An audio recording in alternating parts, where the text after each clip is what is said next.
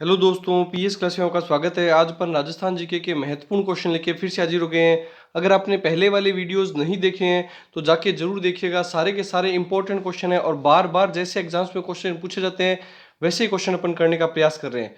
और इससे पहले मैंने आपको राजस्थान के जो महत्वपूर्ण साके हैं, कल मैंने आपको वो क्लास करवाई थी। काफ़ी बच्चों ने वो क्लास देखी है और कई बच्चे और भी देखिएगा। मैं यही कहूँगा वो सारी की सारी क्लास बहुत ज़्यादा इंपॉर्टेंट है। उसमें राजस्थान के जो महत्वपूर्ण साके हैं उनके ऊपर अपन ने कुछ चर्चा की है और कब हुए वो सारे सन देखे हैं। कई बार सीधे सीधे सिर्फ सन ही पूछे जाते हैं कि कौन सा साका किस सन में हुआ और किन किन के बीच में हुआ। ज़्यादातर चीज़ें यही पूछी जाती है। तो आप साके वाली जो क्लास है वो जाके जरूर देखिएगा, काफ़ी अच्छी क्लास है। तो आज के क्वेश्चन शुरू करते हैं। डूंगरशाही ओढ़नी किस कला से संबंधित है? वेरी वेरी इंपॉर्टेंट लगा लीजिएगा। डूंगरशाही ओढ़नी कौन सी कला से संबंधित है? तो ये सभी ओढ़नी और ये कहाँ की प्रसिद्ध है ये भी आप बताइएगा। तो डूंगरशाही ओढ़नी कहाँ की प्रसिद्ध है और कहाँ की किस कला से संबंधित है? इसका आंसर बताइए। इसका आंसर क्या होगा? एप्लिक कला या बंधेज कला या वाटिक कला या ब्लू पॉटरी? इसका सही आंसर होगा वाटिक कला से संबंधित है। डूंगरशाही ओढ़नी कहाँ से संबंधित है? तो इसका सही आंसर होगा वाटिक कला से संबंधित है। और डूंगरशाही ओढ़नी प्रसिद्ध कहाँ की है? तो ये जोधपुर की प्रसिद्ध है। कहाँ की प्रसिद्ध है? तो आपको ध्यान में होना चाहिए, यह है जोधपुर की प्रसिद्ध है। तो ये जोधपुर की प्रसिद्ध है। कहाँ की प्रसिद्ध है? तो आपको ध्यान में होना चाहिए, यह है जोधपुर की प्रसिद्ध है। डूंगरशाही ओढ़नी जोधपुर की प्रसिद्ध है। उसके अलावा जोधपुर की राजशाही ओढ़नी भी कई बार पूछी जाती है। राजशाही ओढ़नी भी कहाँ की प्रसिद्ध है? तो यह भी आपको ध्यान में होना चाहिए, यह भी जोधपुर की प्रसिद्ध है। और ओढ़नियों को मारवाड़ भाषा के अंदर जो जोधपुर का इलाका है वो कौन सा इलाका है? मारवाड़ का इलाका है। तो मारवाड़ में इसे क्या कहा जाता है ये भी बताइए। तो मारवाड़ में इसे क्या कहा जाता है? जो ओढ़नी होती है, जो ओढ़नियां होती है उसे मारवाड़ी भाषा में मोठड़ा कहा जाता है। क्या कहा जाता है? तो मोठड़ा कहा जाता है। ये भी वेरी वेरी इंपॉर्टेंट फैक्ट है, कई बार पूछा जा चुका है ये। तो मोठड़ा कहाँ का प्रसिद्ध है ये भी अगर आपको पूछ ले तो आपको ध्यान में होना चाहिए कि किसकी बात हो रही है? तो ओढ़नी की ही बात हो रही है। तो मोठड़ा कहाँ का प्रसिद्ध है? तो वो भी आपको ध्यान में होना चाहिए, जोधपुर का प्रसिद्ध है। मोठड़ा, लहरिया, ये सभी ओढ़नियों के ही प्रकार होते हैं। तो मोठड़ा कहाँ का प्रसिद्ध है? जोधपुर का। डूंगरशाही ओढ़नी चाहे राजशाही ओढ़नी, दोनों कहाँ की प्रसिद्ध है? जोधपुर की। और ये वाटिक कला में आती है। कौन सी कला में आती है? वाटिक कला में, कला से संबंधित है। नेक्स्ट क्वेश्चन पे देखेंगे, कागज पर निर्मित चित्र कौन सा है? कागज पर निर्मित चित्र को क्या कहा जाता है? कागज पर निर्मित चित्र को क्या कहा जाता है? पान्ने कहा जाता है, कावड़ कहा जाता है, सांझी कहा जाता है या फड़ कहा जाता है? तो इसका सही आंसर होगा कागज पर बने चित्रों को पान्ने कहा जाता है। पान्ने। आपने अभी भी देखेंगे कि दीपावली आएगी तो दीपावली पर लक्ष्मी जी के जो कागज पर बने चित्र होंगे उसको आप क्या बोलेंगे? आप खुद देख लीजिए आपके घरों में क्या बोलेंगे उसको, कि लक्ष्मी जी के पान्ने। उनको क्या बोला जाएगा? पान्ने बोला जाएगा। तो कागज पर बने चित्रों को क्या कहा जाता है? तो पान्ने कहा जाता है। उसके अलावा जो लकड़ी के बने हुए मंदिर होते हैं, फिर मूर्तियां होती है जो लकड़ी के बने होते हैं उनको कहा जाता है कावड़। लकड़ी के जो चल देव घर होते हैं, लकड़ी के चल देव घर होते हैं उन्हें कावड़ कहा जाता है। उसके अलावा सांझी, सांझी के ऊपर अपन आगे डिस्कस करेंगे सांझी क्या होती है। और फड़, फड़ होता है कपड़े पे बने चित्र, देवी देवताओं के कपड़े पर बने चित्र। कपड़े पर बने, कपड़े पर बने चित्रों को क्या कहा जाता है? तो आपको ध्यान में होना चाहिए, फड़ कहा जाता है। ये सारे के सारे फैक्ट आपको अच्छे से ध्यान में होने चाहिए। नेक्स्ट क्वेश्चन में देखते हैं, पद्मश्री महेशराज सोनी किस क्षेत्र से संबंधित है? वेरी वेरी इंपॉर्टेंट क्वेश्चन लगा लीजिए क्योंकि इन्हें पद्मश्री मिला हुआ है। और महेशराज सोनी किस क्षेत्र से संबंधित है? कई बार आ चुका है ये क्वेश्चन।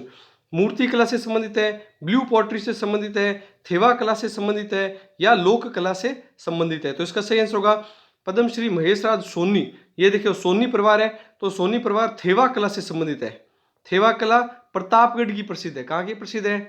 प्रतापगढ़ की प्रसिद्ध है। इसमें क्या किया जाता है? बेल्जियम के कांच का उपयोग किया जाता है। बेल्जियम का जो हरा कांच होता है उसका उपयोग करके उस पर सोने का चित्रांकन करने का काम किया जाता है। तो यह काम में कौन प्रसिद्ध है? तो प्रतापगढ़ के जो सोनी परिवार है, महेशराज सोनी, नाथूजी सोनी, ये सभी कहाँ के प्रसिद्ध है? थेवा कला से संबंधित है। वेरी वेरी इंपॉर्टेंट लगा लीजिएगा और कई बार ये क्वेश्चन आ चुका है। और एक्स्ट्रा फैक्ट देखते हैं इससे संबंधित, इनको पद्मश्री कब मिला? महेशराज सोनी जी को पद्मश्री कब मिला? तो आपको ध्यान में होना चाहिए 2015 में इनको पद्मश्री मिला था। और इसमें हरे रंग की प्रधानता होती है। इस कला के अंदर कौन से रंग की प्रधानता होती है? हरे रंग की प्रधानता होती है, बाकी भी अलग कलर होते हैं लेकिन मुख्य रूप से हरे रंग की प्रधानता होती है, ये आपको ध्यान में होना चाहिए। और बेल्जियम के कांच का इसमें उपयोग किया जाता है। उसके अलावा एक प्रसिद्ध कलाकार और भी है जिनका नाम आपको ध्यान में होना चाहिए, थेवा कला से संबंधित नाथूजी सोनी। नाथूजी सोनी, यह भी थेवा कला से संबंधित है। वेरी वेरी इंपॉर्टेंट फैक्ट है, ये सारे के फैक्ट आपको अच्छे से ध्यान में होने चाहिए। नेक्स्ट क्वेश्चन में देखते हैं, सांझी पूजन किसमें लोकप्रिय है?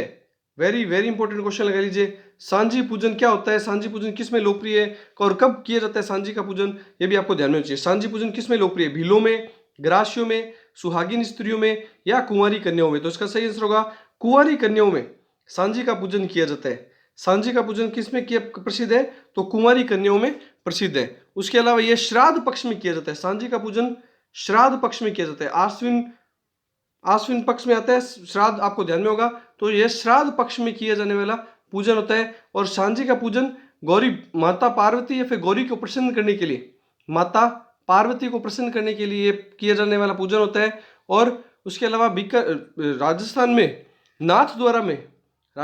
नाथद्वारा में केले के पत्ते की सांझी, केले के पत्ते की सांझी प्रसिद्ध है। राजस्थान में नाथद्वारा में केले के पत्ते की सांझी का पूजन किया जाता है। कहाँ का प्रसिद्ध है ये? नाथद्वारा राजसमंद में केले के पत्ते की सांझी का पूजन किया जाता है। और पूजन किसके द्वारा किया जाता है? कुंवारी कन्याओं के द्वारा किया जाता है। ये भी आपको ध्यान में होना चाहिए। उसके अलावा आपको ध्यान में होना चाहिए, जयपुर में एक मंदिर है लाडली जी का मंदिर। लाडली जी का मंदिर, एक तो यहां पे लाडली जी का मंदिर जयपुर का लाडली जी का मंदिर। उसके अलावा उदयपुर का मच्छंदर नाथ जी का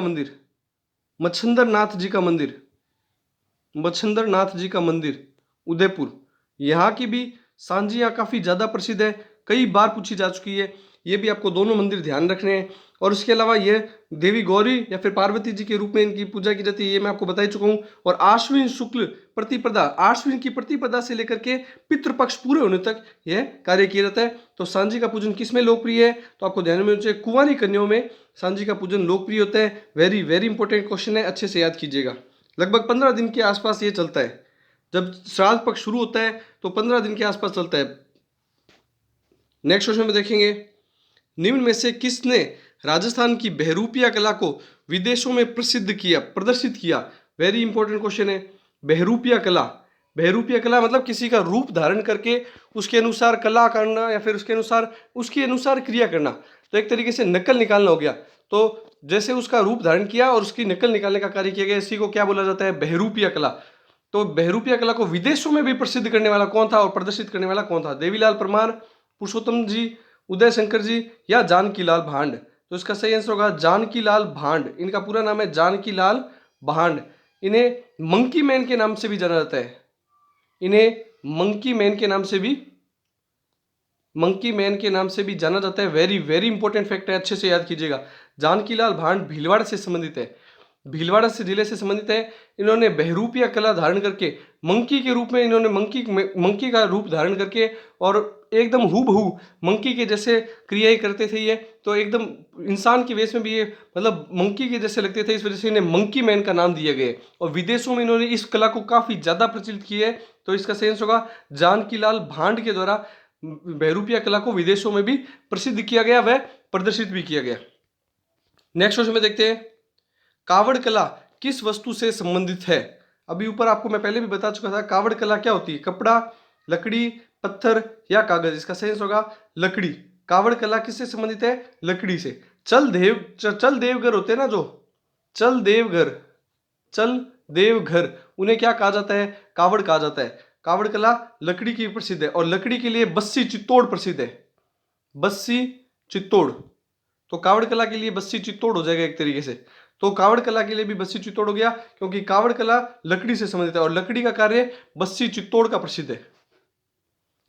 नेक्स्ट आज का लास्ट क्वेश्चन देखेंगे, योगासन पर चित्र किस शैली की विशेषता है? वेरी वेरी इंपॉर्टेंट लगा लीजिएगा इस क्वेश्चन को। योगासन पर चित्र कौन सी शैली में प्रसिद्ध है? जयपुर, बूंदी, ढूढ़ाड़ शैली या किशनगढ़ शैली? तो इसका सही आंसर होगा ढूढ़ाड़ शैली। ढूढ़ाड़ शैली जो कि जयपुर के अंतर्गत आने वाली शैली है, जयपुर शैली के अंतर्गत आने वाली शैली है, उसी शैली का नाम ढूढ़ाड़ शैली रखा गया है। अब एक्स्ट्रा फैक्ट देखते हैं ढूढ़ाड़ शैली से संबंधित कि ढूढ़ाड़ शैली में योगासन के अलावा और कौन कौन से चित्र प्रसिद्ध है और कौन कौन से इसके चित्रकार प्रसिद्ध है। तो आपको ध्यान में होना चाहिए ढूढ़ाड़ शैली विनय सिंह के समय, वहां का राजा कौन था, महाराजा विनय सिंह है, विनय सिंह के समय यह शैली प्रसिद्ध हुई थी। वेरी वेरी इंपॉर्टेंट लगा लीजिएगा।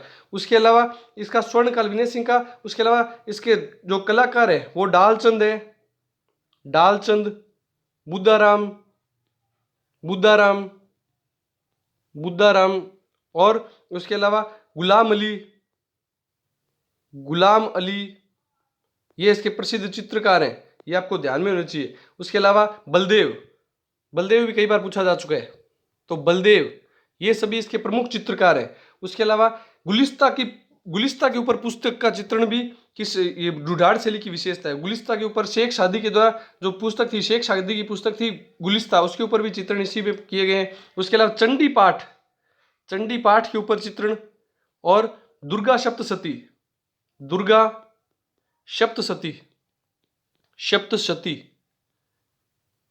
दुर्गा सप्तशती के ऊपर चित्रण भी इसी में ही देखने को मिलता है। ये दोनों चित्र भी वेरी वेरी इंपॉर्टेंट लगा लीजिएगा। इन दोनों चित्रों के ऊपर भी कई बार पूछा जा चुका है, चंडी पाठ या दुर्गा सप्तशती के ऊपर, और योगासन के चित्र।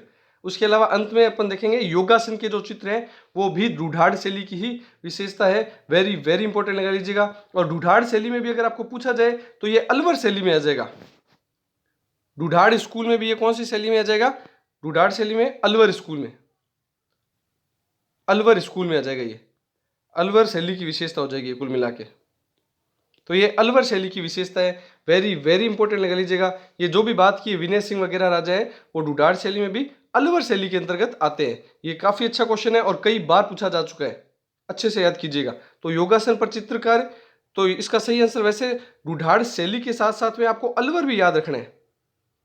अलवर शैली, अलवर शैली की विशेषता है, अच्छे से नोट कर लीजिएगा। इसका सही आंसर हो जाएगा अलवर और ढूढ़ाड़ शैली। ढूढ़ाड़ तो स्कूल का नाम हो गया। ढूढ़ाड़ शैली में जैसे जयपुर शैली आ जाएगी, उसके अलावा आमेर शैली आ जाएगी, और अलवर शैली आ जाएगी, उनियारा जो टोंक वाली है वो शैली आ जाएगी। ये सारी शैलियां ढूढ़ाड़ स्कूल के अंतर्गत आ जाएगी। आई होप जो भी मैंने आपको एक्स्ट्रा फैक्ट बताए हैं आपको अच्छे लगे होंगे। वीडियो को ज़्यादा से ज़्यादा दोस्तों में, स्टडी ग्रुप में ज़्यादा से ज़्यादा शेयर किया कीजिए। चैनल को लाइक शेयर सब्सक्राइब कीजिए। Thank you.